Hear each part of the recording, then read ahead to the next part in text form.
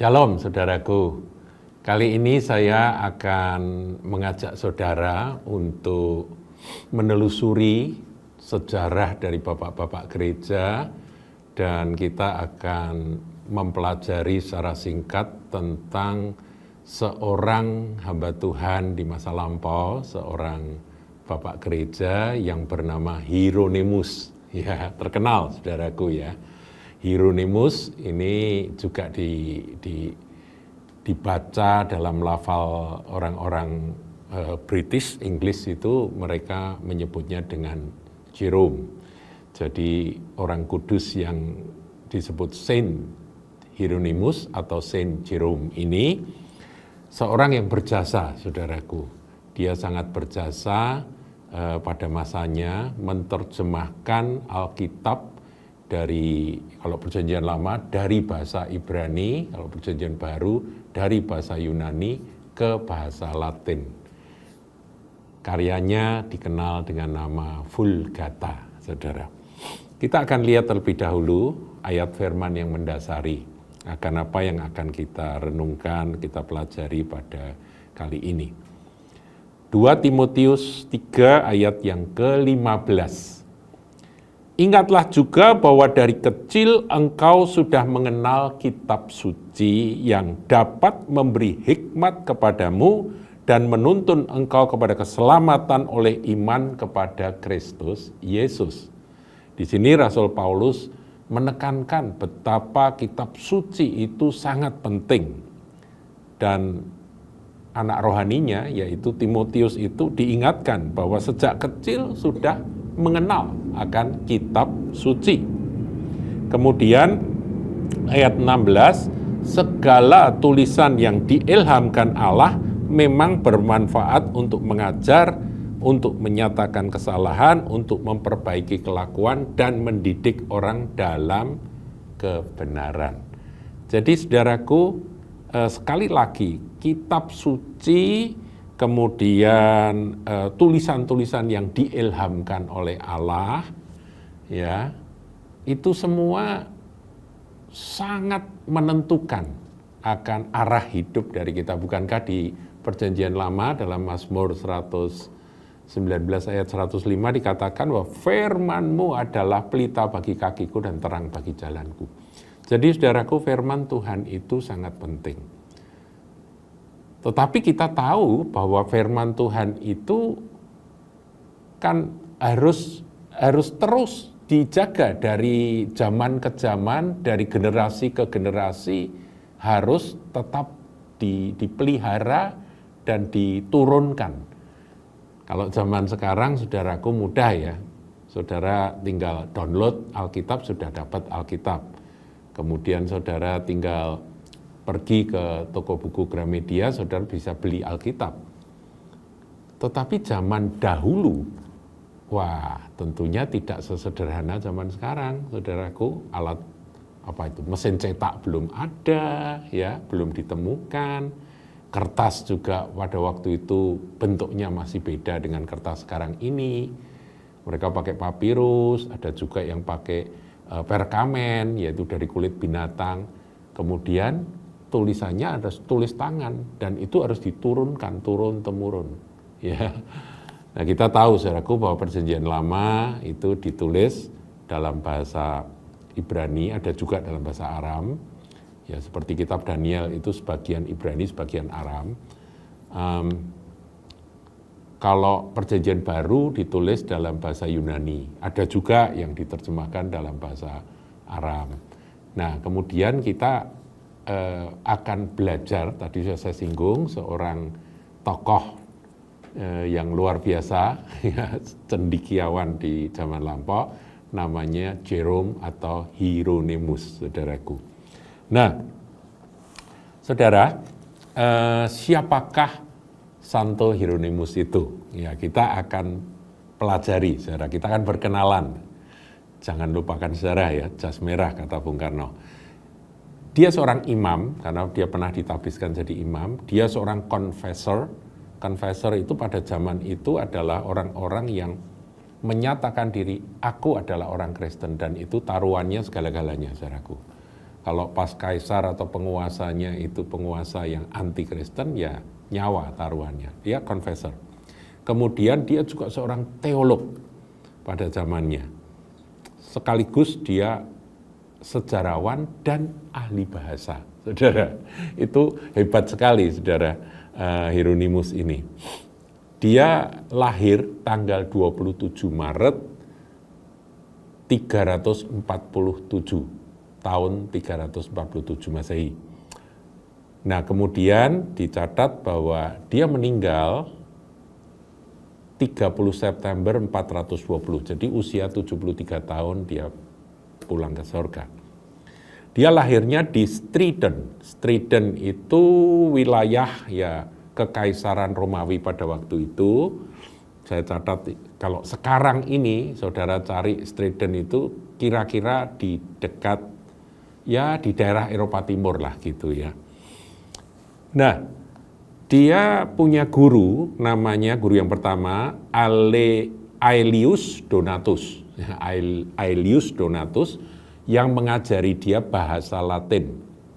Ya, dia belajar bahasa Latin atau bahasa Alkitab yang dipakai pada waktu itu. Nah, sekarang kita akan lihat peristiwa yang menjadi awal dari panggilan Hieronymus ini sehingga dia akhirnya menjadi seorang yang sangat berjasa di dalam menerjemahkan Alkitab ke dalam bahasa Latin atau yang dikenal dengan Vulgata. Ceritanya begini, saudaraku. Dalam perjalanan menuju Syria Utara, dia mengalami sakit parah. Nah, ketika dia sakit parah, dua teman yang seperjalanan sama dia itu meninggal dunia. Jadi ini shock buat dia. Nah, sementara berbaring sakit, sekitar musim dingin, itu cukup lama sakitnya, sekitar musim dingin, antara tahun 373 sampai 374, Hieronymus mendapat penglihatan.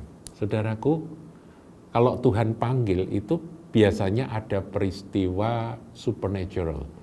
Dia mendapat penglihatan supaya dia mengesampingkan atau bahkan meninggalkan studi-studi duniawi. Nah, Hieronymus adalah seorang yang dikaruniai kecerdasan dan orang yang haus akan pengetahuan. Jadi dia seorang pembelajar, saudara. Tetapi melalui penglihatan itu dia mendapatkan panggilan untuk meninggalkan studi yang duniawi untuk berfokus pada studi Alkitab. Dan itu pada usia 26 tahun, saudara. Masih sangat muda. Nah, mulailah Hieronymus ini belajar bahasa Yunani. Dia ketemu dengan seorang yang saya catat di sini namanya Apollinaris dari Laodikia. Dia belajar bahasa Yunani, dan dia benar-benar sampai menguasai bahasa Yunani. Kemudian bahasa Ibrani dia pelajari dari orang-orang Yahudi Kristen. Jadi orang-orang Yahudi yang sudah percaya Yesus itu menjadi sumber dari dia belajar bahasa Ibrani. Nah, saudara, kita akan lihat bagaimana persiapan yang Tuhan kerjakan melalui kehidupan Hieronymus ini sampai akhirnya dia benar-benar oleh dorongan Tuhan dan bahkan oleh pengaturan Roh Kudus, dia fokus kepada panggilan menerjemahkan Alkitab itu. Pertama, saudaraku, tahun 379 dia sempat ditabiskan jadi imam. Ya, dia ditabiskan jadi imam. Tetapi rupa-rupanya hatinya nggak cocok untuk melayani umat, saudara ya. Dia sebagai imam, tapi dia lebih tertarik untuk satu kehidupan yang mati raga atau asketisme ya. Jadi pada zaman itu panggilan kehidupan mati raga itu populer sekali di antara umat Tuhan. Nah, dia terpanggil ke sana. Jadi dia lebih tertarik untuk itu daripada dia jadi imam yang mengurusi akan jemaat. Nah, ketemulah dia dengan seorang yang sangat termasyhur, yaitu Gregorius Nazianzus, saudaraku ya. Ini seorang yang sangat terkenal, teolog yang sangat terkenal, dan dia belajar kitab suci dari Gregorius Nazianzus ini. Nah, saudaraku, tahun 382 sampai 385 dia ada di Roma. Ya, dia sambil belajar dan sambil melayani. Nah, Hieronymus ini karena kecerdasannya dia dekat dengan Paus. Pada waktu itu Paus yang menduduki tahta kepausan adalah Paus Damasus, yang kemudian karena kecerdasan dan kepiawaian dia di dalam Alkitab, pengetahuan Alkitab, akhirnya Hieronymus diangkat menjadi salah satu dewan penasehat Paus. Dan yaitu kasus-kasus skisma atau perselisihan iman itu dia banyak berjasa untuk menyelesaikannya. Itu selama dia di Roma. Dan dia juga akhirnya mendapat tugas dari Paus untuk merevisi Alkitab Latin. Jadi saudara, kita tidak boleh salah bahwa sebelum Hieronymus, Alkitab Latin itu sudah ada, saudara. Sudah ada. Namanya Vetus Latina, atau yang ya kalau difahami itu sebagai Latin kuno gitu ya. Nah, tapi rupa-rupanya para hamba-hamba Tuhan, para bapak-bapak gereja itu tidak puas dengan Vetus Latina ini karena mungkin dianggap perlu diteliti lagi, terjemahnya cocok enggak, tepat tidak, dan sebagainya. Akhirnya Hieronymus, seorang yang masih muda dan cemerlang ini, ditugasi untuk merevisi Alkitab Latin tersebut. Nah, Hieronymus itu merevisi dengan ngambil sumber, saudara. Kalau perjanjian lama, dia nggak mau pakai Septuaginta. Dia pakai yang Ibrani. Gitu ya. Nah, dia pakai Ibrani. Berbasis Ibrani kalau untuk yang PL. Kalau PB tentunya Yunani, saudara. Dan itu dia mulai kerjakan revisi-revisi tersebut. Nah, terjadi, saudaraku, karena dia seorang yang hidupnya itu suka dengan panggilan mati raga, khotbah-khotbahnya, pernyataan-pernyataannya itu tajam terhadap para orang-orang yang melayani di gereja yang hidupnya itu duniawi. Ada yang cinta uang, ada yang cinta kekuasaan, ada yang menyalahgunakan kekuasaan dan sebagainya. Karena pada waktu itu gereja sangat berkuasa. Nah, dia mengkritik dengan tajam melalui pengajaran-pengajarannya dia, sehingga ya musuhnya banyak gitu, saudaraku ya. Dan musuh yang banyak itu kembali mengawasi akan kehidupan dari Hieronymus ini. Nah, Hieronymus ini karena kehidupan mati raganya itu benar-benar dijalani, ya dia menyangkal diri, ya suka puasa, dia menolak akan segala kemewahan dunia, menolak akan segala kesenangan dunia, dia mengkhususkan diri untuk menyembah Tuhan dan melayani melalui keahlian, kecerdasan dan pengetahuannya yang luas itu, dia melayani koreksi revisi Alkitab itu. Orang-orang yang tertarik kepada kehidupan dan spiritualitas dari Hieronymus ini cukup banyak. Nah, di antaranya ada perempuan-perempuan. Salah satu yang terkenal adalah wanita janda yang namanya Paula, saudara. Ini begitu tertarik dan belajar dari Hieronymus, dari Imam Hieronymus ini, kan dia juga seorang imam kan, meskipun dia tidak terlalu tertarik untuk pelayanan pengembalaan, tapi dia seorang imam pada waktu itu. Nah, akhirnya dia disorot kedekatannya dengan wanita-wanita yang jadi muridnya dia ini. Saya kok teringat Tuhan Yesus ya. Tuhan Yesus itu kan kemana saja kan perempuan-perempuan yang dekat dengan Tuhan kan juga banyak ya. Bahkan ada perempuan sundal yang mengurapi Tuhan, menuang minyak di kaki Tuhan, membasuh dengan rambutnya dan sebagainya, itu terjadi kan. Nah, ini juga didekati dengan para wanita-wanita yang tertarik dengan pengajaran, tertarik dengan kehidupan mati raganya si Santo Hieronymus ini, saudaraku. Nah, jadinya disorot, kemudian dilemparkanlah tuduhan bahwa dia dicurigai ada skandal asusila dengan seorang janda yang bernama Paula itu, janda kaya, saudaraku. Dan itu tentunya membuat dia sedih, tapi Hieronymus akhirnya diusir dari Roma, saudaraku. Tidak boleh ada di Roma, karena di Roma dia, yaitu pernyataan-pernyataan yang keras terhadap kehidupan duniawi dari para pelayan Tuhan, dari orang-orang yang melayani di gereja pada waktu itu. Kemudian pergilah Hieronymus ini, sampailah dia singkat cerita dia sampai ke Bethlehem, saudaraku. Nah, di Bethlehem, kalau saudara pergi ke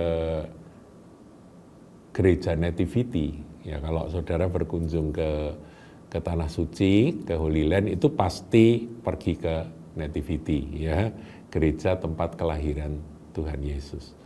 Di dekat gereja itu, dia menemukan sebuah gua dan dia tinggal di gua itu sambil terus mengerjakan akan apa yang menjadi panggilan dia, yaitu menerjemahkan Alkitab. Dia tinggal di Bethlehem itu lama, saudara. Memang terjadi huru-hara ketika kaum Pelagius itu mengejar-ngejar dia sempat lari ke hutan dan sebagainya.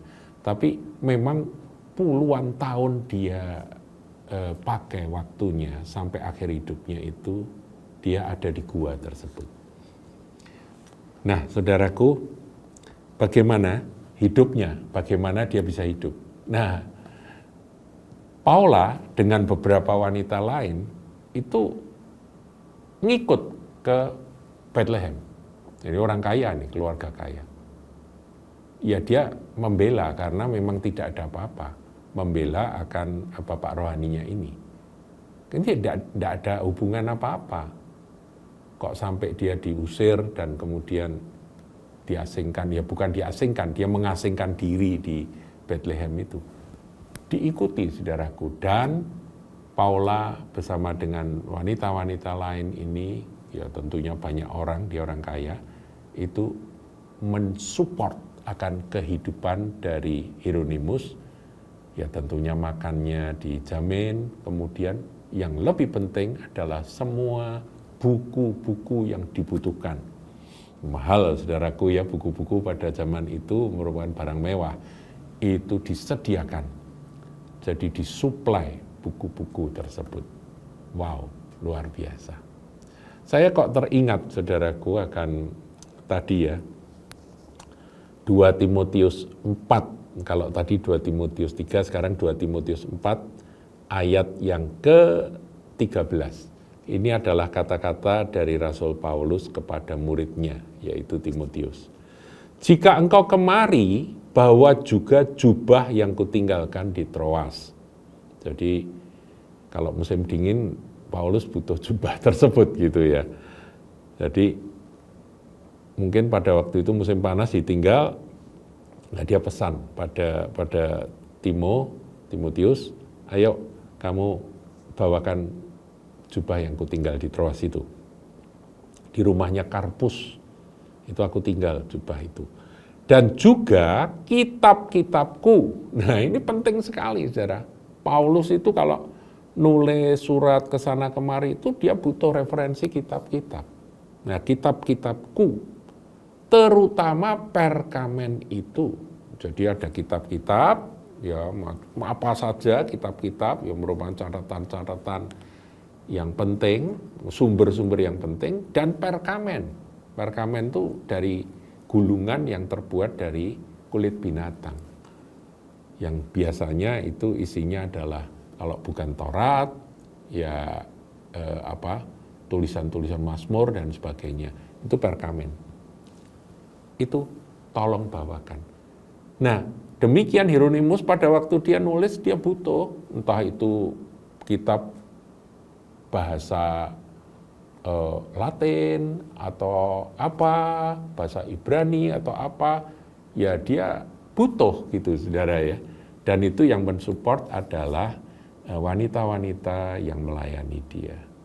Dan luar biasa saudara, dia dicukupi sampai akhir hidupnya dan dia bisa menyelesaikan akan tugas tersebut, menerjemahkan Alkitab Perjanjian Lama maupun Perjanjian Baru dalam bahasa Latin yang dikenal dengan nama Vulgata. Vulgata itu adalah bahasa Latin sehari-hari. Ya. Kata ini dekat dengan kata vulgar, bahasa kasar gitu ya. Nah, saudaraku, 34 tahun dia menyelesaikan akan karyanya itu. Luar biasa. Nah, ada satu catatan menarik. Kalau saudara lihat gambar tentang Hieronymus, tentunya itu ilustrasi, saudara, wajah Hieronymus tentunya seperti apa kita nggak tahu. Tapi itu ilustrasi yang dibuat oleh orang-orang. Sering kita temukan dalam gambar itu dia baru nulis begitu ya, atau dia memegang pena karena dia seorang penulis ya. Selalu ada tengkorak. Tengkoraknya mestinya enggak terlalu besar tuh, agak kecil gitu tengkorak.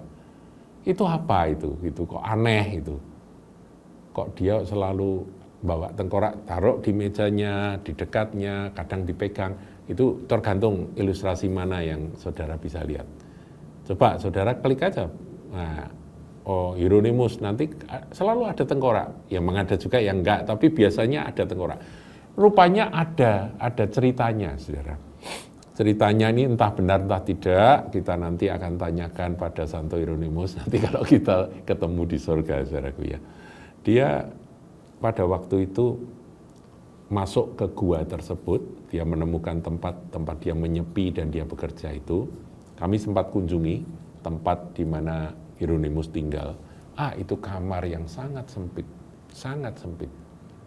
Dan dia tinggal di sana. Kalau musim dingin tentunya kedinginan, musim panas kepanasan, saudaraku ya. Makanya seringkali dia digambarkan sebagai seorang yang telanjang, setengah telanjang, dia tidak pakai baju gitu ya, karena musim panas mungkin, saudara. Nah, tengkorak itu menurut cerita, itu dia temukan ketika dia masuk ke gua tersebut, entah menggali atau apa, dia ketemu dengan tengkorak. Dan karena ya ada yang mengkaitkan bahwa itu tengkorak anak kecil yang merupakan anak-anak yang dibantai pada zaman Tuhan Yesus ya oleh Herodes. Tapi yang jelas ada yang menafsirkan bahwa itu adalah teman dari Hieronymus melewati kesepian yang harus dia lalui. Tengkorak itu menjadi teman, seakan-akan itu jadi anaknya dia gitu. Saudara, ini yang membuat saya terenyuh ya, bahwa Hieronymus ini semati raganya dia kan manusia, saudara. Dia kan butuh untuk bergaul, butuh ngobrol dengan orang. Memang ada Paula dan yang lain-lain yang melayani dia, tapi kan terpisah, itu kan ada di luar, meskipun mereka di Bethlehem tapi ada di luar.